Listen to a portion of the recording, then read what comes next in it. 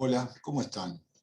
Me gustaría ocupar unos minutos para referirme a explicar algunos términos que a veces usamos, por ejemplo, en la explicación de mecanismos de acción de nuestros productos, eh, para utilizarlos con propiedad y saber de lo que hablamos.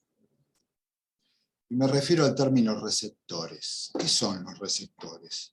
Si nosotros a cualquier persona le hacemos esta pregunta, nos contestarán algo así o pensará en algo así, un receptor de radio, un receptor de TV, pero para nosotros los receptores son otra cosa, porque los receptores celulares son proteínas de membrana, ¿no? Son proteínas que están en la membrana celular, en la membrana mitocondrial, en la membrana del núcleo. También hay receptores que están en el interior del citoplasma, dentro de la célula. Son receptores citosólicos, que se llaman así.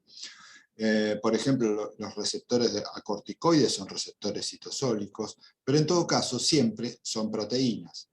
Como vemos en el esquema, hay proteínas de membrana que funcionan como canales, que tienen un orificio, un conducto central por el cual dejan pasar algunas moléculas. Por ejemplo, los canales de calcio que sabemos que bloqueamos con amlodipina, por ejemplo, ¿no?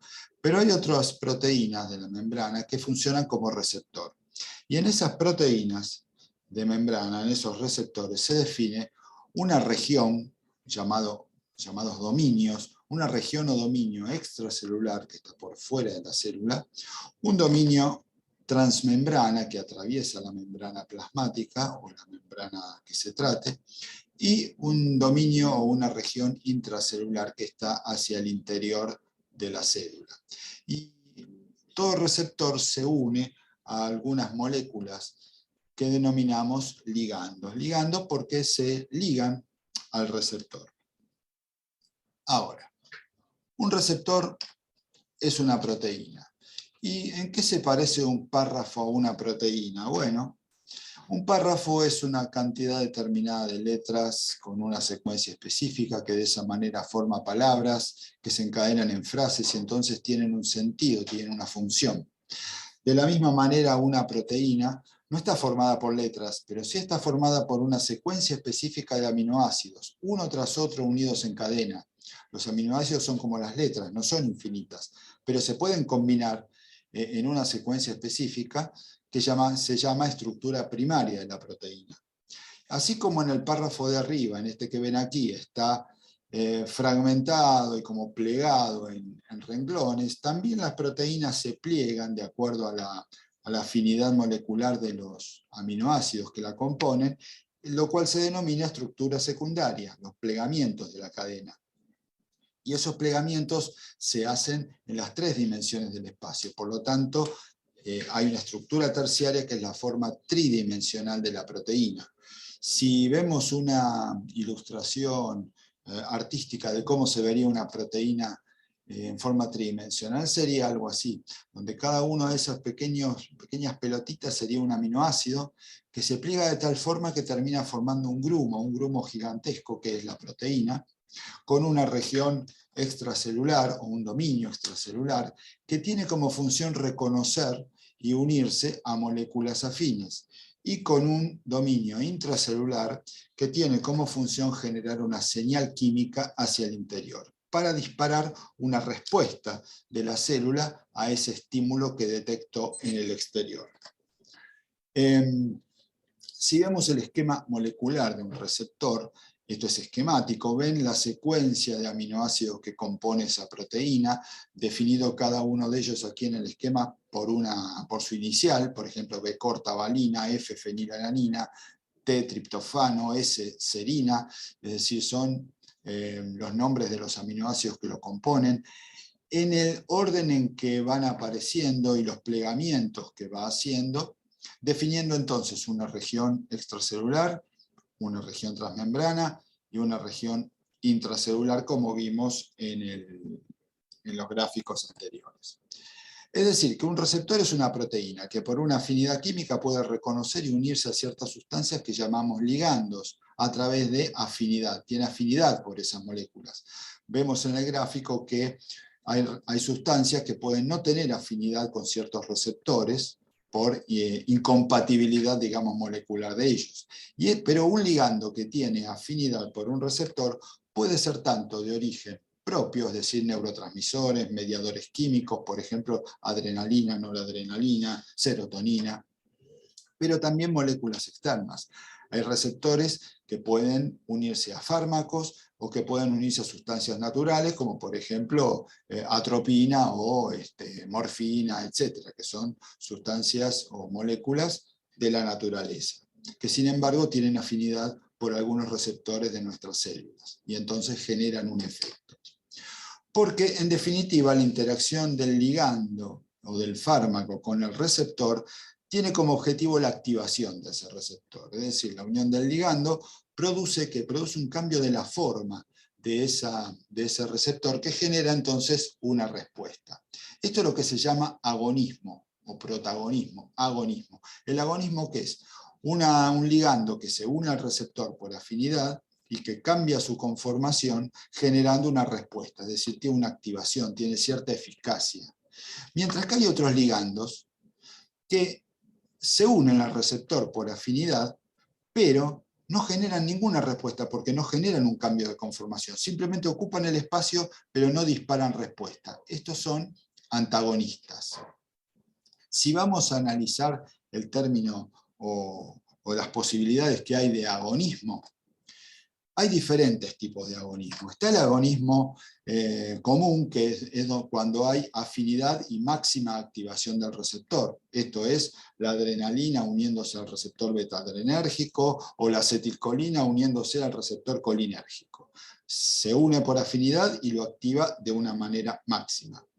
Pero hay algunas moléculas, fármacos, que pueden dar un agonismo parcial. Es decir, se unen por afinidad al receptor, pero no lo activan totalmente, hacen una activación suave.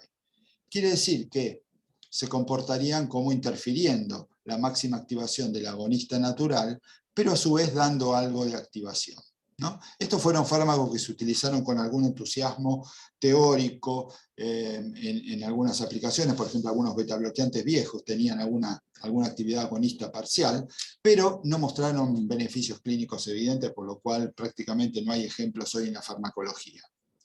Y también está directamente el antagonismo. En el antagonismo hay afinidad, se une, pero no hay activación del receptor. Por lo tanto, el receptor no trabaja. Entonces, cuando hay afinidad sin activación, hablamos de bloqueo.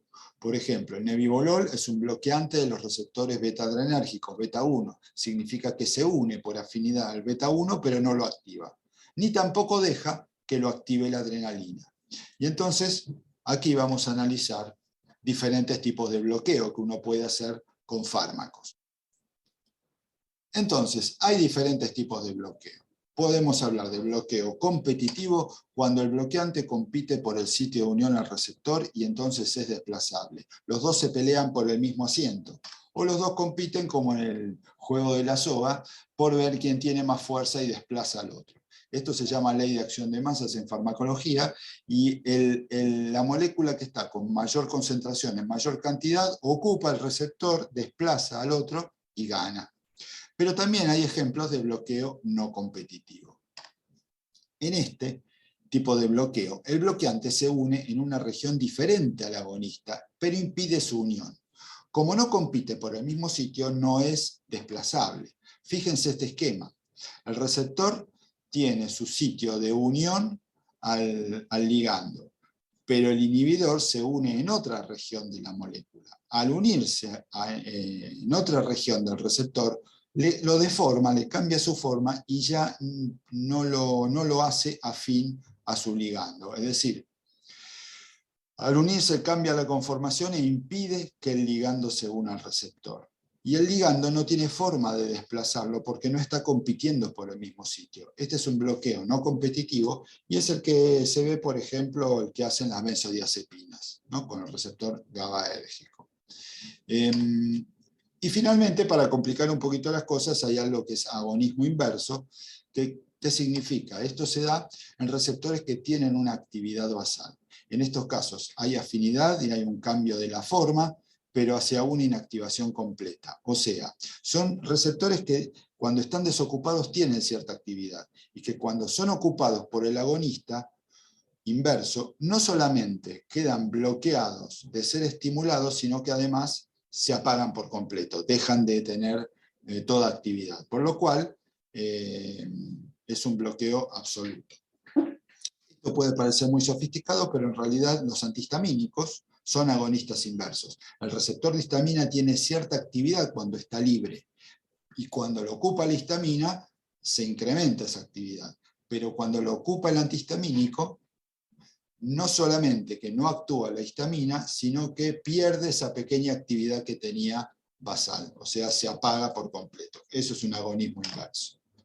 Y finalmente, y para terminar, a veces hablamos de que bloquea receptores o que bloquea o inhibe enzimas. ¿Esto es lo mismo? No, son cosas diferentes, porque los receptores son detectores de moléculas que disparan reacciones celulares, es decir, una reacción controlada por el código genético en respuesta a un estímulo químico. Es la forma de la célula de recibir un mensaje y de responder a ese mensaje. La respuesta a ese mensaje puede ser disparar una reacción química intracelular. Y ahí es donde nosotros interferimos y donde participan las enzimas. Si nosotros damos un bloqueante enzimático, bloqueamos una enzima. La enzima no es un receptor. La enzima también es una proteína, pero es una proteína que facilita reacciones químicas intracelulares. Al inhibir la enzima, esa reacción química intracelular no puede ocurrir. Entonces, quizá el efecto final sea el mismo en la respuesta celular, pero cuando uno bloquea enzimas, no está generando una respuesta genómica, no está generando una respuesta del código genético celular, ¿no? Por eso es más, digamos, inespecífico. Así que, bueno, no tengo más para decirles, espero haber sido claro y muchas gracias, ya que estamos hablando de receptores, muchas gracias por la receptividad a este video. Nos vemos en otros videos. Gracias.